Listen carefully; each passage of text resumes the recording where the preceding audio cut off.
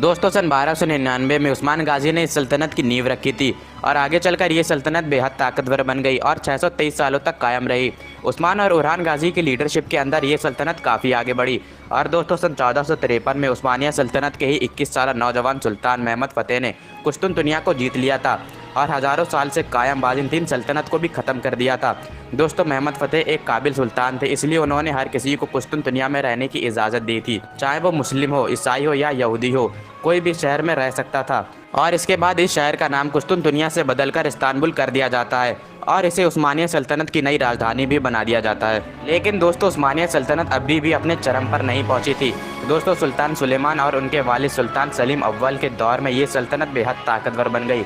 दोस्तों सुल्तान सुलेमान ने इस सल्तनत की सरहदों को काफ़ी सारे नए इलाकों तक पहुंचाया और दोस्तों सुल्तान सुलेमान के दौर में ये सल्तनत उस वक्त की सुपर पावर बन गई।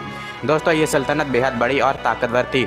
इस सल्तनत का एरिया 52 लाख स्क्वायर किलोमीटर था और ये 3 महाद्वीप यानी कि एशिया, यूरोप और अफ्रीका पर फैली हुई थी। दोस्तों इस सल्तनत में आज का तुर्की, Greece, Bulgaria, Egypt, Hungary, Macedonia, Romania, Jordan, फिलिस्तीन, लेबनान और अरब का भी कुछ हिस्सा आता था।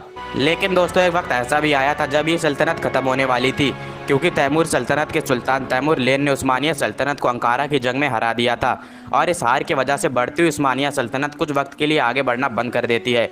लेकिन दोस्तों जल्द ही तैमूर वहाँ से चले जाते हैं और चाइना की तरफ बढ़ने लगते हैं, जिसकी वजह से एक बार फिर उस्मानिया सल्तनत के सुल्तान अपनी ताकत और अपनी सल्तनत को आगे बढ़ाने लगते हैं। अगर बात की जाए सल्तनत के सबसे ताकतवर सुल्तान की, तो वो सुल्तान सुलेमान द मैग्निफिशिएंट थे, जिन्होंने इस सल्तनत को एक सुपर पावर बना दिया था। सुल्तान सुलेमान ने 1519 में 10वें सुल्तान के तौर पर सल्तनत उस्मानिया का तख्त संभाला था। दोस्तों सुल्तान सुलेमान ने लगभग 49 सालों तक इस सल्तनत पर हुकूमत की थी। लेकिन दोस्तों सवाल ये उठता है कि आखिर इतनी ताकतवर सल्तनत ख़त्म कैसे हो गई।